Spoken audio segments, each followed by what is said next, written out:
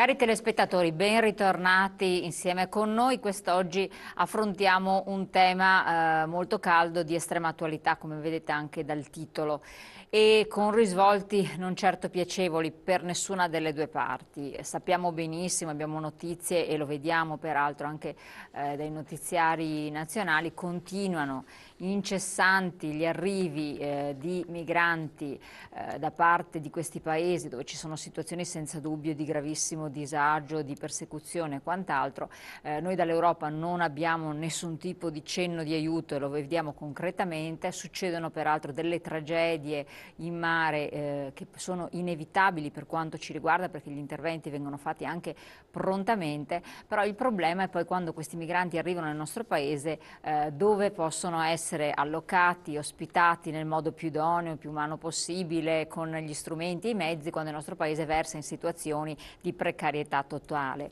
E giustamente, come ci avete anche voi segnalato, ci sono cittadini italiani che versano in situazioni peggiori di molti stranieri che poi trovano delle allocazioni di un certo tipo. E allora, per evitare situazioni anche di grande disagio sociale, che sono a un certo punto inevitabili, perché se un paese sta bene come l'Italia, che è naturalmente molto accogliente, il Veneto è naturalmente molto accogliente e disponibile, non ci sono problemi. Se il paese versa in situazioni di difficoltà non risolte, al di là di prospettive a lunghissimo termine, il disagio diventa molto pesante. E poi sempre sulle spalle dei soliti noti, di cui si parla a volte veramente troppo poco, ovvero le forze dell'ordine che si trovano quotidianamente a dover gestire senza mezzi e strumenti queste situazioni di disagio.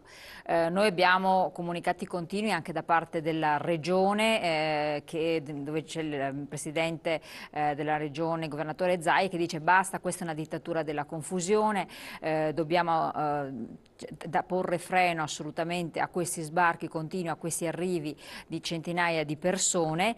Una soluzione seria, sostiene, ormai urgentissima, e non può che essere un forte coinvolgimento di tutta l'Europa.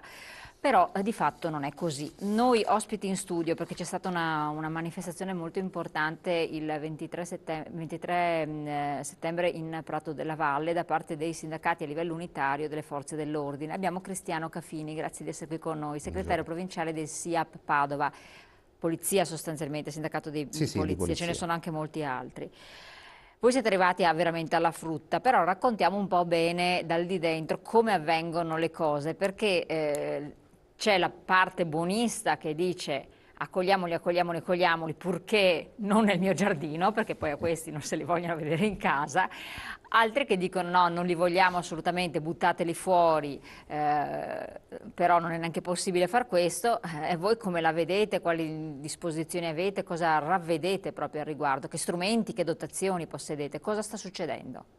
Beh, diciamo che il problema immigrazione ovviamente è un problema complesso e ha delle dinamiche complesse. Attualmente vediamo che ci sono appunto degli scenari di guerra da cui provengono moltissimi di questi profughi.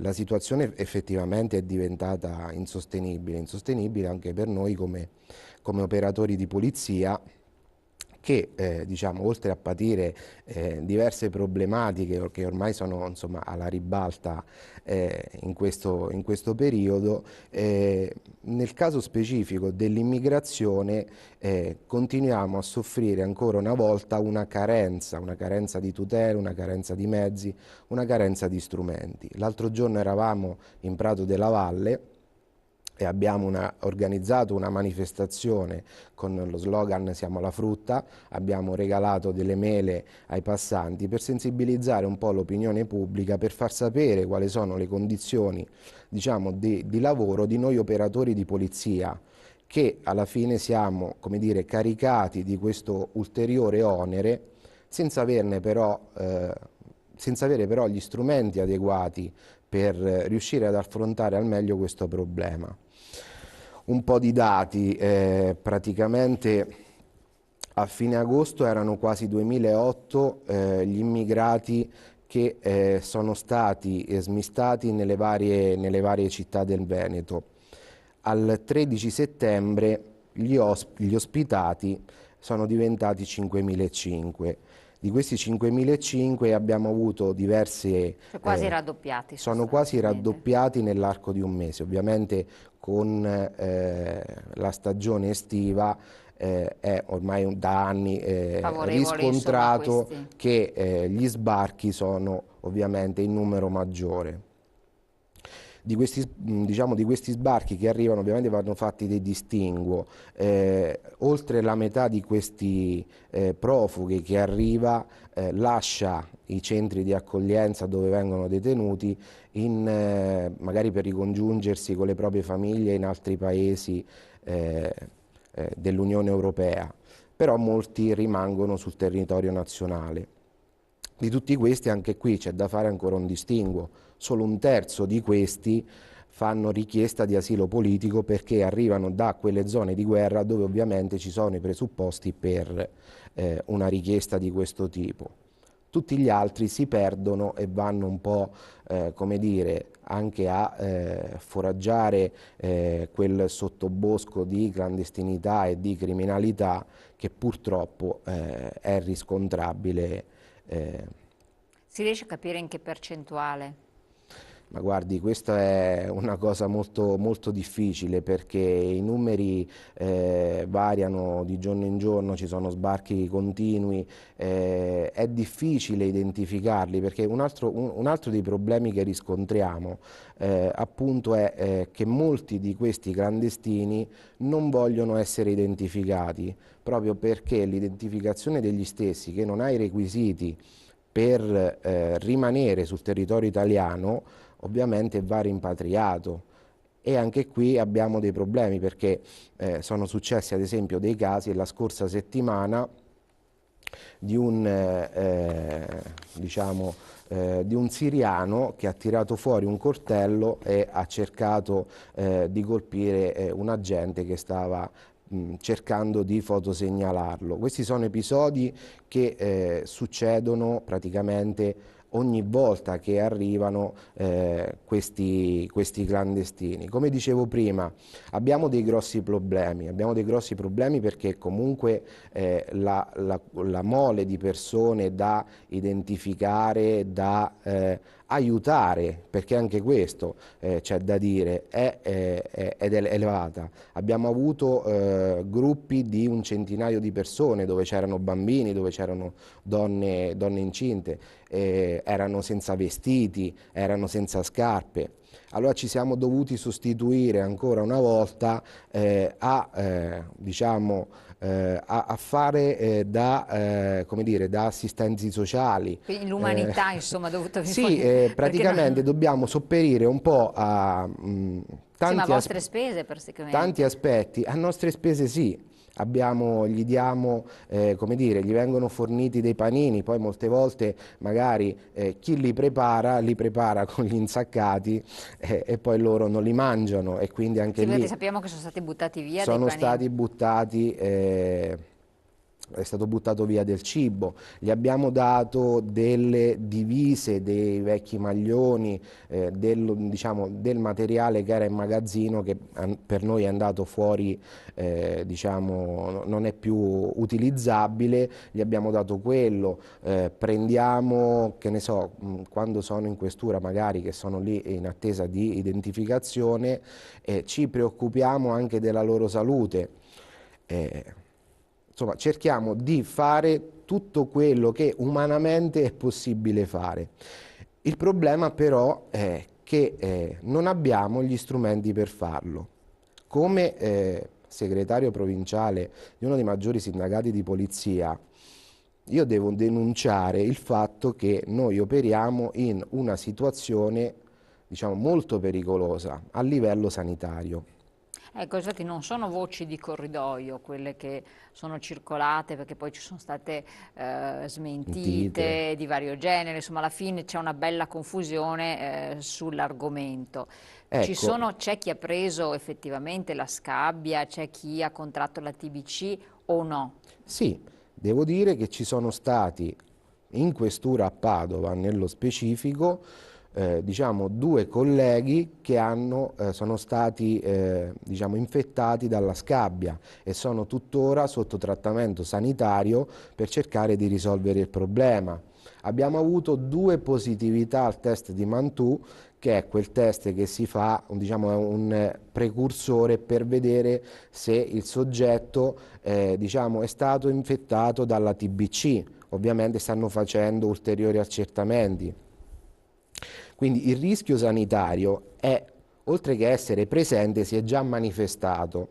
Gli unici mezzi che noi abbiamo in dotazione sono delle semplici mascherine di carta e dei guanti di lattice. Quindi Solo questo, non c'è altro. questo è quello che abbiamo a disposizione purtroppo. Come diceva bene prima, si è cercato un po' di ridimensionare la problematica, infatti sono arrivati dal Ministero della Salute delle smentite. Sì. Purtroppo però, proprio alcuni Per non giorni creare fa, allarme sociale, poi tutto sommato, perché per non creare allarme sociale può anche andare bene fino a un certo punto, però voglio dire, ci sono effettivamente dei casi riscontrati, ci sono delle problematiche e proprio l'altro giorno a livello nazionale come sindacato, come SIAP, siamo usciti con una notizia perché siamo venuti a sapere che praticamente l'ospedale, adesso gliela trovo, nell'ospedale, l'area di igiene e sanità pubblica del presidio di Porto Empedocle ad Agrigento ha emesso un comunicato, una certificazione dove dice che è impossibile fare i test agli immigrati. Se ci pensiamo bene, i test sanitari i sostanzialmente. test sanitari. In questo documento si dice che ovviamente tutti gli immigrati che arrivano avrebbero bisogno di una certificazione sanitaria di idoneità prima di poter essere smistati, proprio perché altrimenti potrebbero creare veramente un rischio epidemia. di contagio ovviamente per gli operatori stessi, in primis, che sono diciamo, quelli che si trovano ad avere il primo impatto, ma poi tutti quelli che ne potrebbero venire a contatto successivamente e quindi la popolazione tutta. Ci viene appunto detto che non è possibile raccogliere dei dati anamnestici in assenza di interprete, perché una delle problematiche è appunto riuscire a capire un po' il pregresso di queste persone, siccome arrivano da diversissimi paesi, anche lì non ci sono i soldi per gli interpreti e quindi non si può riuscire a capire qual è il pregresso di queste persone. Tanto più non è possibile effettuare esami di laboratorio o strumentali, quindi non si escludono patologie di carattere trasmissivo o diffusivo che siano in fase di incubazione o quiescenza. Fantastico, con l'Ebola che c'è in giro, cioè mi sembra Notizia di ieri, si parla che entro la fine dell'anno saranno infettati dal virus Ebola circa 1.400.000 persone.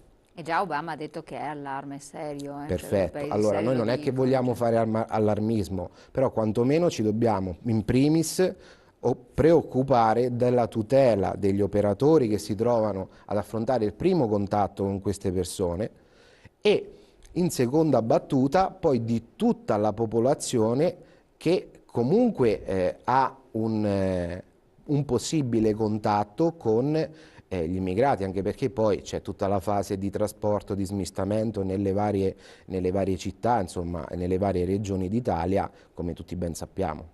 Ecco, a fronte di questa situazione che non va assolutamente trascurata, peraltro ne avete anche subito le conseguenze voi direttamente, che ambiti, cioè voi avete sollevato il problema a livello verticistico, lei come rappresentante sindacale, che tipo di risposta avete ottenuto, che cosa potete fare sostanzialmente, perché poi c'è stata la manifestazione di ieri che però sì, alla fine come tutte le manifestazioni lasciano il tempo che trovano. Quindi? Beh, guardi, a livello locale ovviamente abbiamo incontrato il questore Coccia che giustamente ovviamente si è reso disponibilissimo a cercare di attivare dei protocolli sanitari straordinari per poter riuscire a far fronte al problema. Dal punto di vista, come dire, nazionale, il problema rimane sempre lo stesso. Non ci sono i fondi, non ci sono le risorse, non ci sono gli strumenti. Però noi continuiamo ad accoglierli nel frattempo. Beh, questo diciamo che è un problema che esula un po' dalla nostra Certo, posizione, no, no, voglio infatti era un dire, commento. è logico che persone che arrivano da zone di guerra e hanno tutto il diritto, insomma, di essere accolte, vadano accolte, però ecco, noi ci limitiamo a discutere non la discussione, ovviamente non è di No, nostra no, no, competenza quello la discussione assolutamente. politica sulla questione immigrazione, che è molto complessa, però ovviamente noi rivendichiamo i diritti quantomeno di operare in sicurezza per il bene di tutta la popolazione, Ecco, insomma. che cosa avreste bisogno per avere maggior tranquillità? Se già da, appunto, dalla Sardegna, da un presidio sanitario appunto della Sardegna dicono non è possibile fare le verifiche proprio al momento dello sbarco, però qualche cosa, visto che comunque arrivano, continueranno ad arrivare sempre di più, l'Italia continuerà ad essere l'unico paese che li accoglierà, figuriamoci, cioè, facciamo da imbuto e da smistamento. Quindi voi che cosa avreste bisogno, che cosa chiedete o intendete anche mettervi in una posizione rigida per ottenere qualcosa? Perché dopo parleremo anche di varie altre posizioni rigide, se Certo. sono servite oppure no. Beh, guardi, questa è una domanda difficile, nel senso che riuscire a, come dire, fare uno screening ovviamente medico a una mole così elevata di persone avrebbe bisogno di mettere in campo appunto delle strutture e del personale medico adeguato che appunto possa riuscire a risolvere questa problematica. Ma voglio dire, anche la sanità soffre come il comparto sicurezza degli stessi tagli da anni e quindi poi cosa facciamo? Sguarniamo gli ospedali per poi non avere la sicurezza sanitaria delle persone degenti per far fronte a questo. Voglio dire, è veramente complesso il problema e è difficile da affrontare. Io posso dire quello che ci servirebbe, diciamo, in una situazione come quella che possiamo vivere nella realtà Quotidiana. della questura di Padova, quindi avremmo bisogno di medici che facessero un ulteriore screening a queste persone, avremmo bisogno, che so, di una protezione civile che ci possa fornire di indumenti o di dare un primo soccorso, avremmo bisogno di mediatori culturali e traduttori che ci aiutassero a capire chi sono e quali sono le prime esigenze di queste persone. Voi avete Insomma, incontrato il sindaco o no? Alla fine, quali istituzioni avete incontrato per magari... no, no, no, no, noi al momento ci siamo limitati appunto ad incontrare il questore di Padova per appunto attivare un protocollo sanitario un protocollo sanitario di emergenza, quantomeno di screening di tutti gli operatori che siano entrati a contatto ovviamente Quindi c'è con un altro tra di voi. con queste persone, quantomeno per cercare di non avere delle situazioni che magari con il tempo possano portare a un peggioramento di uno stato di salute pregresso che magari non era stato riscontrato. Assolutamente. Continuiamo a parlare ancora di questo, cerchiamo di capire anche la quotidianità del vostro lavoro, proprio per rendere partecipi le persone di una difficoltà oggettiva. Poi ci sono anche delle storie sono state raccontate su internet, sono state trovate sui giornali, da parte di un'operatrice che peraltro aveva contratto ancora tempo fa la Sì. scabbia, e quindi cosa vuol dire avere la scabbia, perché poi molti non ne sono neanche a conoscenza, sanno il nome, però dicono ma che cos'è? Quindi magari spiegare un po' meglio il disagio che ci può essere, il fatto che comunque ci sono anche dei periodi di quarantena, di attesa, insomma diventi anche socialmente a rischio. E lo facciamo tra pochissimi secondi dopo la pubblicità.